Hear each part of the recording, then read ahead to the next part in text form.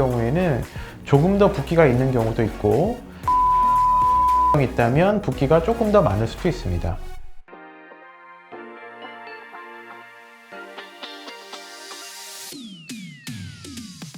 안녕하세요. 탑티어로 예쁜 나 탑티어 성형외과 조영진 원장입니다. 코 수술을 고민하고 계시고 상담 오신 분들 중에 코 수술은 굉장히 큰 수술이고 회복 기간도 오래 걸린다고 걱정을 하시는 분들이 많이 계신데요. 오늘은 코 수술 전부터 수술 후까지 붓기와 멍을 최소화하는 방법과 많이 붓는 부위에 대해서 알아보는 시간을 가져보도록 하겠습니다. 코 수술 후에 제일 많이 붓는 곳은 코끝입니다. 코 수술이 끝나면 최대한 코가 덜 붓게 하기 위해서 코 위쪽으로 부목을 눌러주고 테이핑을 해주는데요. 붓기는 중력에 의해서 아래쪽으로 내려가기 때문에 아래쪽인 코끝이 가장 많이 붓습니다.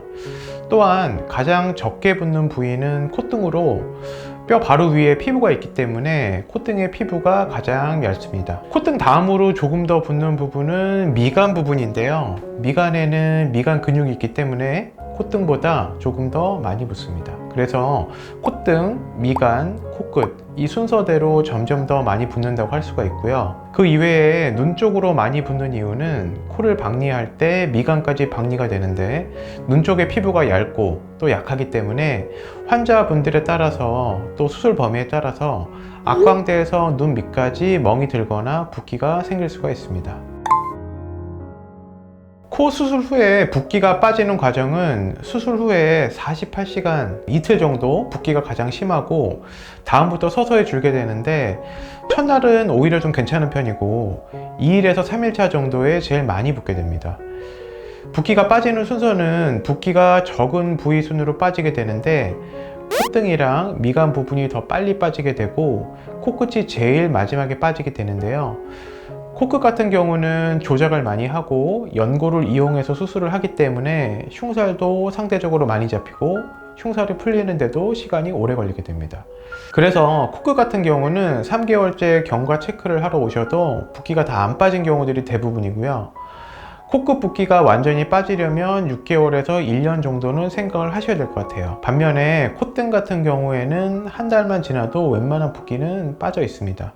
3개월부터는 콧등 모양 그대로 어느 정도는 간다고 보시면 되겠고요.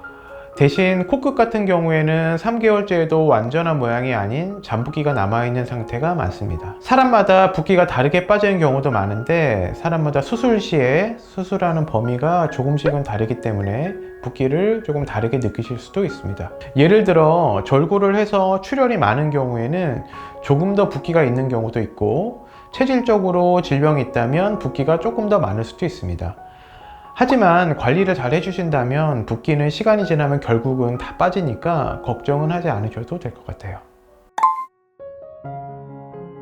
보통 문제가 되는 건 눈 밑에 멍이 드는 경우인데요. 일반적으로 코 수술 후에 눈 밑쪽의 멍은 대부분은 안 드는데 절골을 하는 경우에 멍이 드는 경우들이 간혹 있습니다. 이유는 눈 바로 옆에 있는 콧뼈를 절골하기 때문에 광대뼈랑 콧뼈가 연결이 되어 있어서 절골 후에 출혈이 뼈를 타고 아래쪽으로 퍼지기 때문에 멍이 들게 됩니다.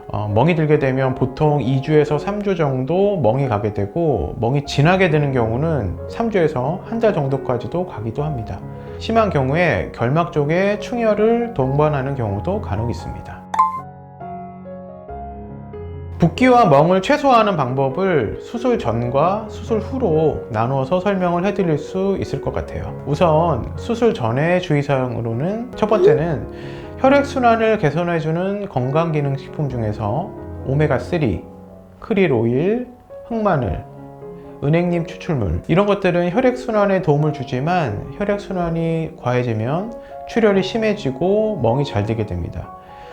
그렇기 때문에 멍과 붓기가 좀 더 심해질 수가 있어요. 그래서 혈액순환 개선약은 수술 2주 전부터는 복용을 끊는 것이 가장 안전합니다.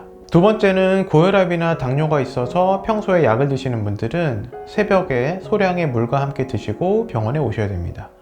혈압 조절이 안 되면 피가 많이 나기 때문에 기존에 고혈압이 있으신 분들은 꼭 약을 잘 드시고 오셔야 될 것 같아요. 세 번째로 비스테로이드성 해열 진통제 NSAID라고 하는데요. 이부프로펜, 아나플록스, 나프록센 등 타이레놀을 제외한 해열 진통제들은 특별한 이유가 없으시다면 출혈을 유발할 수 있기 때문에 복용을 중단하시는 게 좋습니다. 다음으로 수술 후에 꼭 해주셔야 되는 거는 냉찜질입니다. 차가운 성질이 혈관을 수축시키기 때문에 출혈 및 혈액 물질을 최소화해 줍니다. 냉찜질이 가장 중요한 시기는 수술 후 3일이고 그래서 3일째까지는 냉찜질을 정말 열심히 해주셔야 됩니다. 10분 정도, 1시간 정도의 텀으로 찜질을 계속 해주시면 좋습니다. 거즈나 손수건을 대고 그 위에 아이스팩을 올려주시면 됩니다.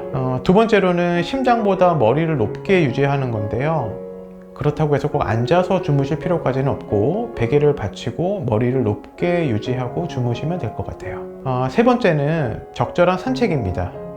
수술 직후 3일 정도는 가능한 한 안정을 취하시는 게 좋고 그 이후에는 가벼운 산책이 혈액순환을 도와주면서 우리 몸의 림프순환에도 도움을 주기 때문에 빠른 회복에 큰 도움을 줍니다.